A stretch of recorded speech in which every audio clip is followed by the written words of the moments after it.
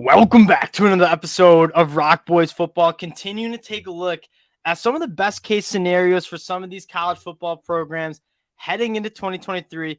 And we're going to a team up in Madison that the boys are very high on heading into 2023, and that's the Wisconsin Badgers. Now, before we even get into it, again, just want to say thank you to the Wisconsin fans. It's been a blast talking this Luck Fickell era. There's a lot of buzz around the program. You guys have shown a ton of support to the fellas. So if you do enjoy the content, consider subscribing to the channel. Again, appreciate you guys rocking with the boys like you do. And Dill, getting into these best case scenarios, these are a blast because this is what the off season is about. Like, as a Michigan fan, Dill, when we were young, like, this is all we would talk about is how do we beat Ohio State? What needs to happen for Michigan to win a national title, to win a Big Ten championship? This is peak off season talk. And now we get to do it for the Badgers. And I guess I'm going to kick it off to you. The best case scenario for the Wisconsin Badgers in 2023, what's their ceiling here?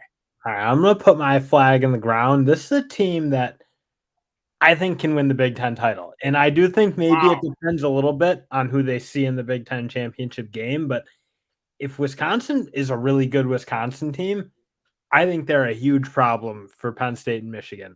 Now, if Ohio State kind of is back to what they are and their quarterback play works out really well and they're slinging it around, that just like I don't know that the talent is there yet for Wisconsin. And I think Fickell can bring it in and start recruiting at a little higher level. But, man, two teams in Penn State and Michigan that I just don't see having the speed to just run Wisconsin off the field. If Wisconsin can play, there'll be a problem for those. So at first I was like shell-shocked. I was like, that was not my ceiling. My ceiling was winning the Big Ten West. I'm not going crazy here. I see where you're coming from.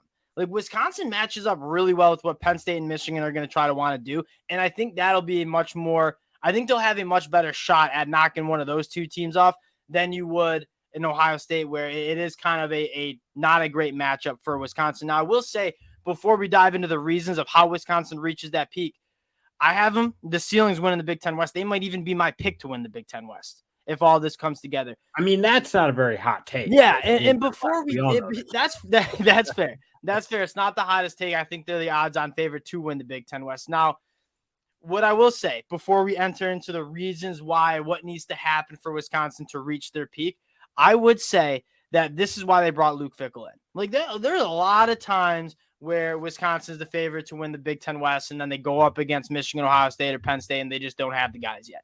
They bring in Luck Fickell. So in 2 or 3 years, this is a team that can bang with those guys. That's what Luck Fickell did at Cincinnati. That's why they brought him into Wisconsin. So I don't know if they have the guys this year for me to comfortably, like, as my ceiling, be winning the Big Ten championship. That being said, don't get it twisted. I am extremely high on this team in the Big Ten West, and their ceiling, and they might be even the favorites to do it, is to win that Big Ten West. And Dill, I guess I'm going to kick it to you here to get into our reasons, start talking some ball. What's your number one reason Wisconsin can reach their ceiling in 2023? I mean, it comes down to can Longo and Mordecai overhaul this passing attack and make it dangerous? Because it's like that's kind of why I kind of leave my ceiling at a possible Big Ten title, because I don't think this team's that far away in most other spots. It's like they have always played really good defense. They've always had good O-lines and can run the ball. It's just been so viciously deficient in the passing game. If they can turn that around and just be like top half of the Big Ten in terms of that kind of ability, I think they're just a very dangerous team. Yeah, and I would second that. It's just Tanner Mordecai to go down to what he's done. I think a lot of Wisconsin fans know what Tanner Mordecai's done. I don't think a lot of people in the national media do. You look back at his last 2 seasons as SMU, this is a guy that's thrown for over 7,000 yards, over 70 touchdowns, had a 67% completion percentage the past 2 seasons, and is very comfortable with what Phil Longo wants to do. And then you couple that with what they did in the transfer portal and having the wide receivers, as you mentioned, like, we're already good. This passing attack could be really special. Now, might you see some growing pains? Sure.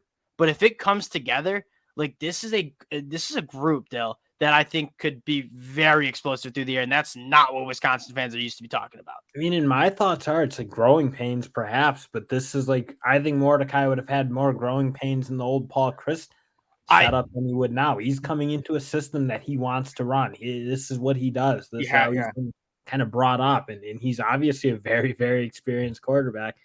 So when you have that, I think you can limit your growing pains just because, again, wide receivers who have talent are just going to throw. Like, if you can get the ball to them, they're going to thrive. I don't see that as a position that growing pains. If you can run, you can catch, which they all can, and they're big and players. I don't know. I think they did what they had to do. They got the right quarterback for the system that their new offensive coordinator is running. They have an offensive line that can play, and if all this comes together, you might see the reemergence of Braelon Allen. Think like this guy might be a Heisman candidate. Yeah, and you're so right about the growing pains. Like, it's easy to say that, but you do mitigate some of those growing pains with Tanner Mordecai. Because, again, you'll be hard-pressed to find an FBS quarterback that's worked in this system that's been more productive and been more efficient than a guy like Tanner Mordecai. Now, I want to highlight, this is my reason. Like, the passing attacks, step one, Braelon Allen has seen 9-person boxes pretty much his whole career at Wisconsin.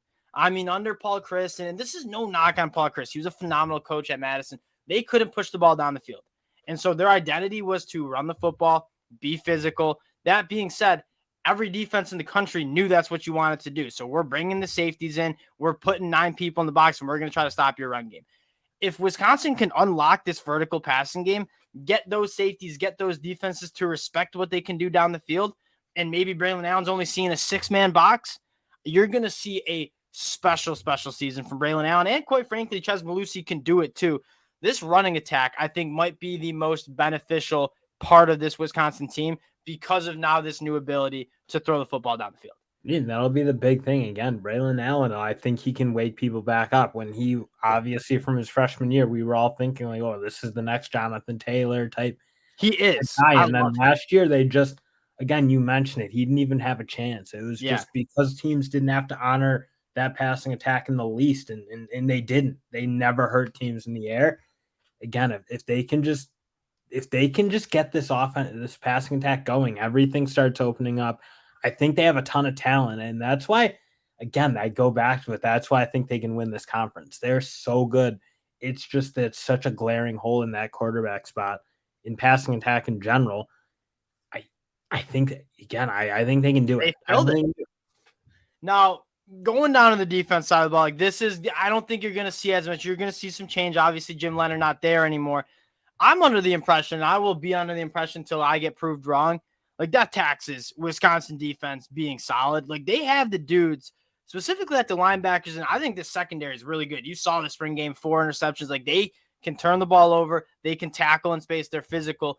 My question and my thing that you're talking about Wisconsin reaching that ceiling, I think it's up front on the defensive line. You lost 2 guys that I would massive fans on. Keanu Benton was one of the best interior defense linemen in the country. Nick Herbig, one of the best pass rushers in the country. You lose both those guys to the NFL.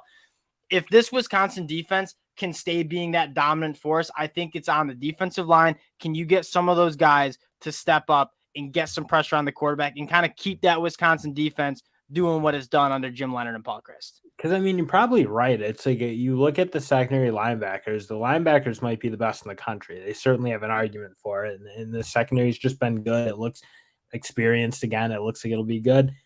I'm with you. It will come down to, can this defensive line be the type of Wisconsin defensive lines you've seen it? And I think, frankly, even be a little more tough against it, like being able to get pressure with the 4. And again, when you lose 2 guys like Benton and Herbig, those were the guys who were getting it done. So I'm so much with you. If they can just play good up front, and I don't have any reason to think not. Like that's where I'm at. Like it's a question mark. It's not like it's a problem. Like there's sometimes where it's like, I mean, we were looking at West Virginia's defensive line the other day. Like that's a problem.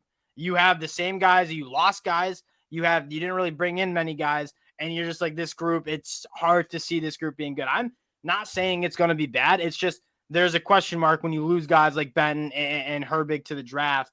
Can this group be as good as they can? And I mean, Wisconsin's always had dogs up front. They've done a good job recruiting them. And then another thing to talk about, like Luke Fickell's player development, I don't think you'll see a coach better across the country than what Luke Fickell did in terms of identifying talent, getting them on campus, developing into the NFL. Especially on defense, frankly. Yeah. And then they got Phil Longo to take care of the offense. So I think it'll work out. Just you have to be so excited. It's literally perfect what they have cooking in Madison. Now, the last part of it's the schedule and looking at who's challenging Wisconsin. And I'll say Ohio State, October 28th even talking best case scenario, if Ohio State can kind of look like what they did, like it's hard for me to sit here and be like, Wisconsin's going to beat Ohio State. That being said, you get them at home. There are a lot of question marks for Ohio State. Let's not include this Ohio State game. What if it's gray? What if it's one of those gray, cold, rainy days in Madison? They don't want to play. Yeah, they don't want to see them in that weather. Ohio State doesn't want to hear the jump around when it's rainy and cold in late October in Madison, Wisconsin. That's very true. Outside of that, outside of the Ohio State game, Wisconsin checks the boxes of what we just said. Like, who are they losing to? And we did this for Nebraska, and we were talking very similar. Like, in our mind, it's like Wisconsin and Nebraska are, they're pretty comfortably the most talented teams in the Big Ten. Maybe you could throw in Iowa as well. If Wisconsin's playing their best ball, I don't know if I'm picking a team in the Big Ten West to beat them outside of if Nebraska plays as good as they can play as well. I mean, also you look, they got their 2 or 3 toughest games at home, obviously. Yep. Nebraska and Iowa. Illinois on the road, that'll be a tough game. Like, that'll kind of be the litmus test. Is this Wisconsin team kind of hitting their peak, if you will? Because Illinois is a team that, like, again, I don't know that they got the ceiling Wisconsin does, but they're really solid. They're really tough. You kind of know I think you know what you're going to get from them. And that's kind of what we're getting at with this best case scenario. Is like Illinois might be, I said Wisconsin. I'm between like Illinois and Wisconsin for picking the Big Ten West. And Illinois might be my pick when it's all said and done to finalize that, because you know what you're getting. There's not many. Like, you're going to have a really good offensive line. They're going to have a really good defensive line. They're going to be solid. But in terms of ceiling, I don't think they can hold Wisconsin in terms of talent. So if they're both playing their best football, I think Wisconsin goes on the road and wins. And quite frankly, I think you can say that for most of those teams in the Big Ten West. So you're talking about the ceiling. If all these things click, dude, I think Wisconsin win the Big Ten West, and they might be able to win it comfortably. Well, again, I definitely think they'll probably be one of the favorites to win that side. And to me, it will be, if this offense is good and is effective, I think it changes the dynamic when they play teams like Ohio State. Because again, then Ohio State needs to feel pressure to score. It's like when Wisconsin's ceiling was scoring maybe 17 points or something. Ohio State could just play free and loose, and that's, I think, a major thing people are discounting is, like, if this offense plays better and is tough and respectable, that should elevate the defense too. They don't have to play as much. They don't have to be on the field as long, and they don't have to play with, like, well, if we give up one touchdown, it's over. Everything changes when you can move the that football. Is true. Like, say you go down 10 points, in the second quarter, Ohio State, and you're Wisconsin's defense, you're like, I think we're coming back because I don't think we can score 10 points. That being said, and yeah, that's actually a phenomenal point. 2 points, right? One, if you have an offense that can stay in the field, like, that's going to make it a hell of a lot easier for your defense. When you have an offense that, like Iowa's, you go 3 and out, it puts a lot of stress on a defense.